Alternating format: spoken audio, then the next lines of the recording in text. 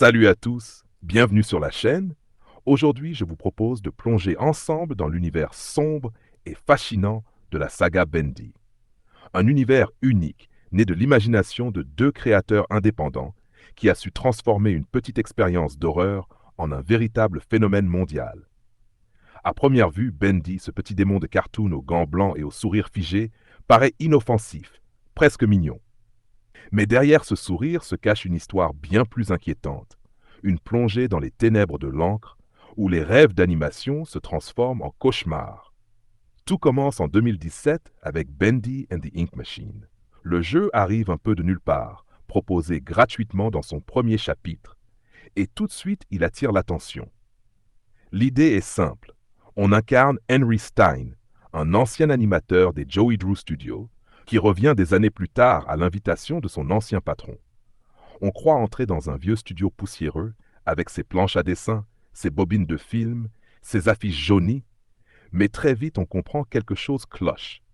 La fameuse machine à encre, créée par Joey Drew, a donné vie au personnage de cartoon, mais d'une manière terrifiante. L'endroit est envahi, rongé, avalé par cette encre qui suinte partout.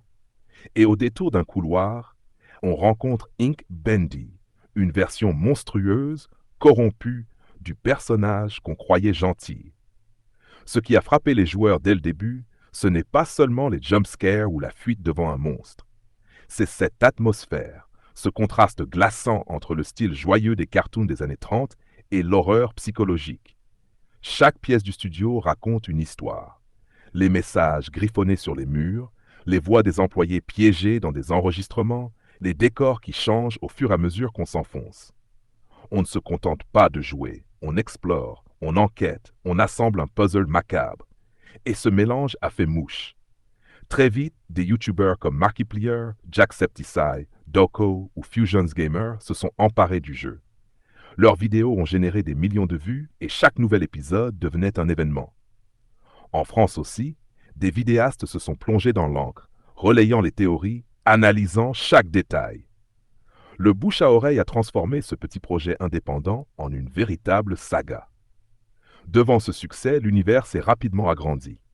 En 2018 sort Bendy in Nightmare Run, un jeu mobile au style cartoon beaucoup plus arcade. Cette fois, on ne parcourt pas le studio, mais on court, littéralement. On incarne Bendy, Alice ou Boris, poursuivis par d'immenses créatures grotesques qui semblent sorties d'un cauchemar. Le gameplay est celui d'un runner classique. Esquiver, sauter, lancer des objets, mais le tout est habillé d'une esthétique dessin animé rétro qui collait parfaitement à l'identité de la licence. Même si ce spin-off est resté secondaire, il a permis de maintenir la hype et de montrer que Bendy pouvait exister dans différents formats. Puis en 2020, arrive Boris and the Dark Survival. Et là, changement complet de ton. On prend le contrôle de Boris, le loup compagnon de Bendy, qu'on connaissait comme un personnage naïf et gentil dans les cartoons. Mais dans ce spin-off, il devient un survivant. On explore un couloir généré de façon procédurale, on doit trouver de la nourriture, rassembler des ressources pour survivre, tout en échappant à Ink Bendy qui rôde sans cesse. Le jeu propose une ambiance oppressante, où chaque pas peut être fatal. Ce spin-off a aussi ajouté des morceaux de l'or précieux. On croise par exemple Sammy Lawrence, l'ancien directeur musical du studio, complètement brisé par l'influence de l'encre. Il est devenu un fanatique qui vénère Bendy comme une divinité, prêt à sacrifier quiconque pour servir son seigneur de l'encre. Ces ajouts ont enrichi la mythologie et rendu l'univers encore plus sombre. En 2022, la saga franchit une nouvelle étape avec Bendy and the Dark Revival. Cette fois, on ne joue plus Henry, mais Audrey, une employée qui se retrouve entraînée dans le monde de l'encre et qui, on l'apprend, a un lien direct avec Joey Drew. Ce deuxième grand jeu pousse encore plus loin les mécaniques et l'histoire. Audrey peut manier des pouvoirs liés à l'encre, ce qui change notre manière d'interagir avec l'univers. Dark Revival a consolidé la saga, prouvant qu'il ne s'agissait pas d'un simple coup de chance, mais bien d'un univers narratif solide. Et en 2025, on a vu arriver Bendy Lone Wolf, une extension centrée sur Boris, qui cette fois prend véritablement le rôle d'un héros solitaire. Plus question d'être seulement une victime qui fuit, mais un survivant qui se bat, qui avance seul, dans un monde ravagé par l'encre. Ce nouvel opus a développé un aspect plus narratif autour de Boris, donnant enfin de l'importance à un personnage qui jusque-là restait surtout un compagnon secondaire. Mais la saga Bendy ne s'arrête pas au jeu. Très vite, elle s'est étendue dans d'autres formats. Les romans ont permis de développer encore plus la mythologie. Dreams Come to Life raconte l'histoire d'un employé qui découvre peu à peu la folie de Joey Drew et les dérives de la machine à encre.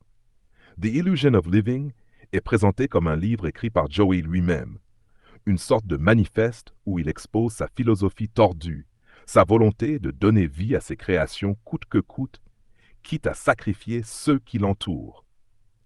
Et Fade to Black met en avant des personnages secondaires, comme Sammy Lawrence, donnant un autre point de vue sur les événements.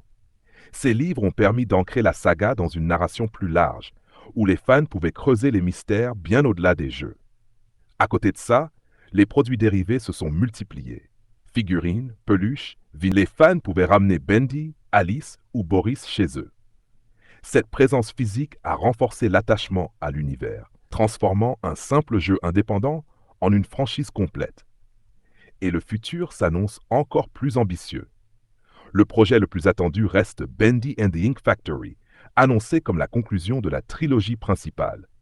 Les joueurs espèrent y trouver enfin toutes les réponses sur Joey Drew, sur la machine et sur le véritable rôle des personnages dans cet univers tordu.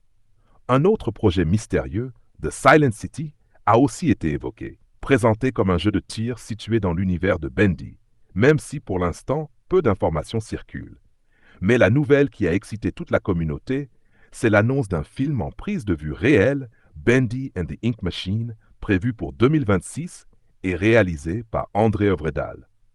L'idée est d'adapter le premier jeu et de retranscrire à l'écran ce mélange unique d'horreur et de nostalgie cartoon. Le défi est énorme. Réussir à capturer cette ambiance si particulière, ce contraste entre le sourire figé des personnages et l'horreur qui se cache derrière. En moins de 10 ans, Bendy est passé d'un simple jeu indépendant à une véritable franchise multimédia. Des jeux vidéo aux romans, des figurines aux futures adaptations cinématographiques, il a su marquer les esprits et s'imposer comme une référence de l'horreur indépendante. Et ce qui rend la saga si unique, ce sont ses personnages inoubliables. Henry, l'animateur piégé dans ses souvenirs. Joey Drew, le créateur obsédé, prêt à tout pour voir ses dessins prendre vie. Bendy, le démon d'encre au sourire terrifiant. Boris, l'ami fidèle devenu survivant. Alice Angel, partagée entre la lumière et les ténèbres. Audrey, la nouvelle héroïne, et tant d'autres figures déformées par l'encre. Aujourd'hui encore, la communauté continue de théoriser, de créer, de partager autour de cet univers. Et ce qui est sûr, c'est que Bendy a laissé une trace durable dans l'histoire du jeu vidéo indépendant, en prouvant qu'avec une idée forte et une ambiance unique, on pouvait créer bien plus qu'un jeu. On pouvait créer une véritable légende.